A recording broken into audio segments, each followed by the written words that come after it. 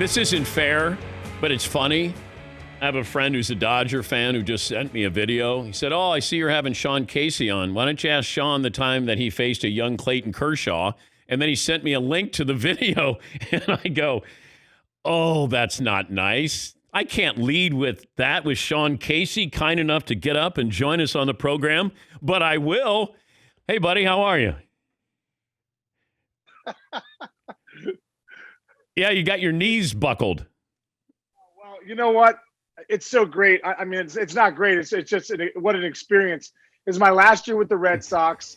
We're in Vero Beach, right? And it's like the sixth inning. I'm trying to get some work in. It's probably going to be my last at bat. And I look out on the mound. It's like number 98. Just this big dude, looks like a young kid, And I said to Dave Magadan, I was like, "Who is this guy? You got anything on him?" He's like, "Nah, I don't know, man. It's like some rookie they just brought up to get some innings in." I'm like, "All right." So I go to Tito. I'm like, "Hey, Tito." I'm like, "Seen this guy before?" He's like, "Some rookie they brought up off the backfield." So I'm like, "All right, that's cool." So I go up there.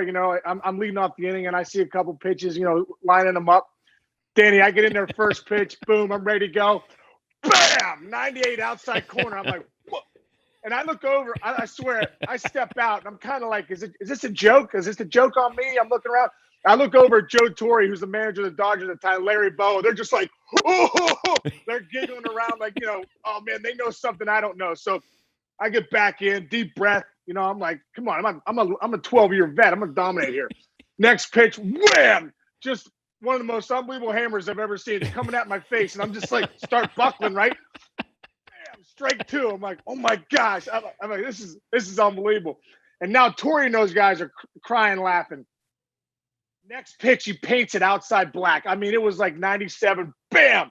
And I look back, and the umpire calls it a ball. I'm like, oh, man, that's like a veteran move. Like, he doesn't know who this guy is either, but we've never seen stuff like this. So I look back, I'm like, thank you. Next pitch, I mean, literally, I thought it was going to hit me, curveball, boom, strike three. I mean, just Tony's frozen pizzas, like, don't know what to do, just right here. I'm out, right? And I walk back, and I said to Francona, I go, you don't know who this guy is?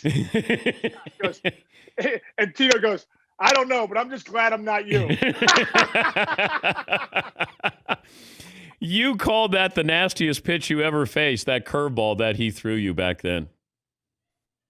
I swear, all those years in the big leagues, facing different guys. I mean, Zito had a good curveball, but I'd never seen 97 like darted down and then a hook like that. And it was like he threw it up in the spin. And it was scary. I thought it was going to hit me. And I turned into a 4-year-old kid, like, oh, mommy, it was unbelievable. And he made me look like, and then he got called up later in that year. And I was like, that's the guy. I was like, that's the guy I faced. That's the guy I faced. And then when he started dominating, I was like, yes, he's dominating everybody. Did you ever talk to Kershaw about that at bat?